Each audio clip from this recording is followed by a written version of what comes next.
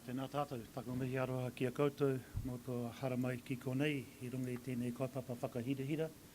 On behalf of Te Runanga Ngai Tahu, thank you for inviting me along here today to have a bit of a say on what we think is happening in our beautiful city that is being rebuilt. One of the benefits of a natural disaster, or in the case of Canterbury, a series of natural disasters, is the way in which the diverse strands of our communities come together to face the immediate challenges.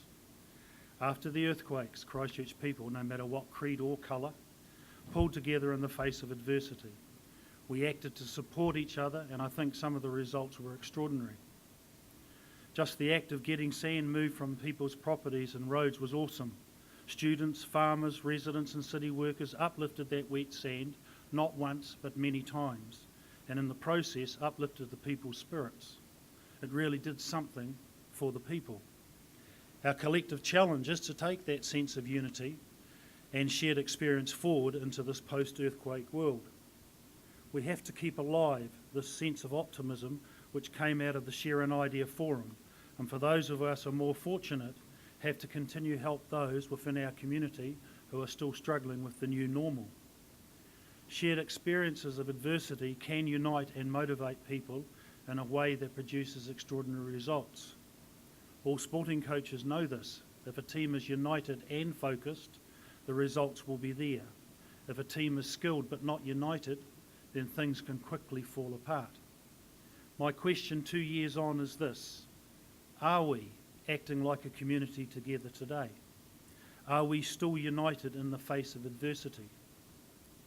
I'd answer that by saying we mostly are, but I think we are in danger of becoming frayed at the edges. There are always going to be obstacles to unity in any recovery process, and I think it is worth being as honest as we can about this. And I think the Mayor is about to face one of those obstacles in the cathedral. For instance, we can all appreciate that there are a lot of tasks to do in the inner city and that development will drive jobs.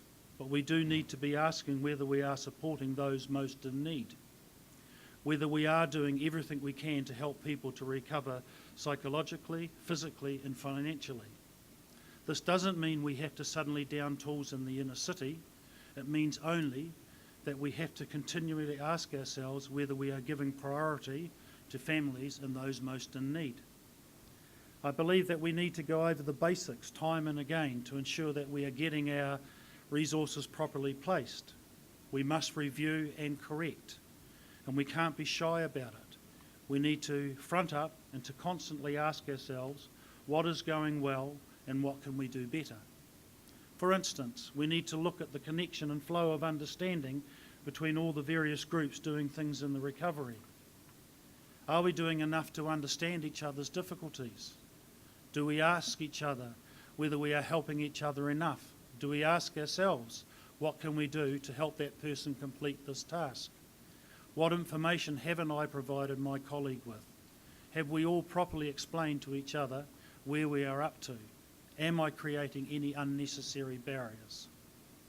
On a personal level, I know this can work because right now the Christchurch City Council and ECAN are embracing the opportunity to work more closely with Ngāi Tahu, and we are embracing the opportunity to work more closely with them.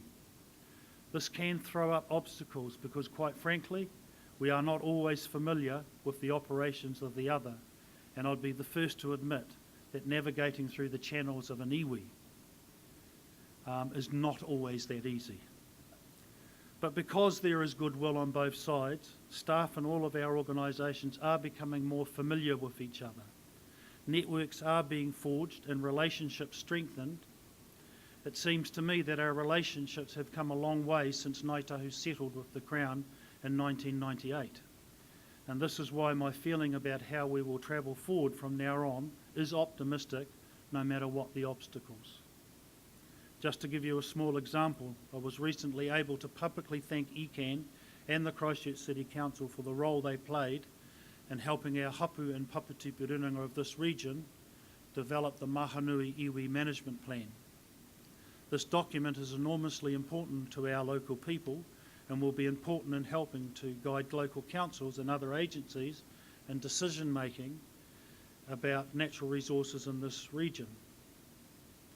It seems to me that the considerable support of ECAN and City Council was not only about their desire to fulfil their statutory obligations, but also about a shared view that we must work together for the good of our future generations.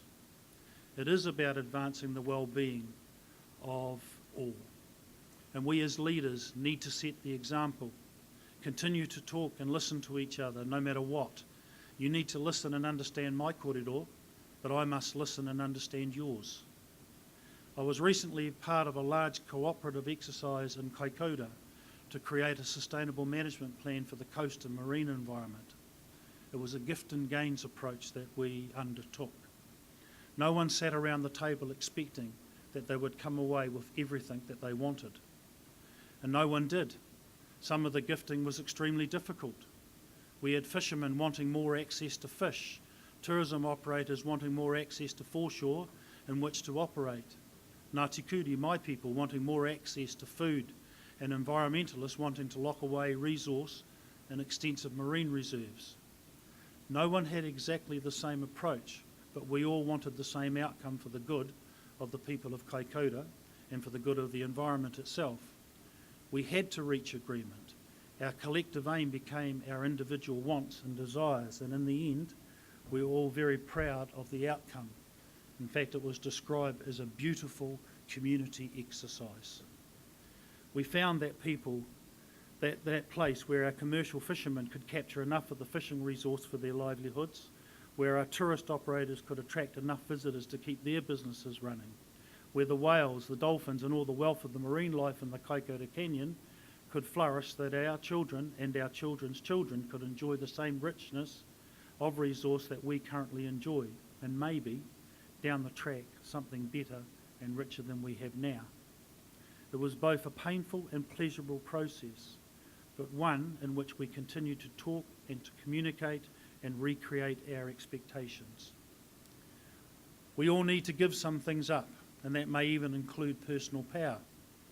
We certainly need to become less entrenched in our views and more open to the views around us, especially if they are views that will enhance the well-being of people most in need. In my experience, compromise is about asking yourself whether you can put aside something for the greater good. We need to partner genuinely.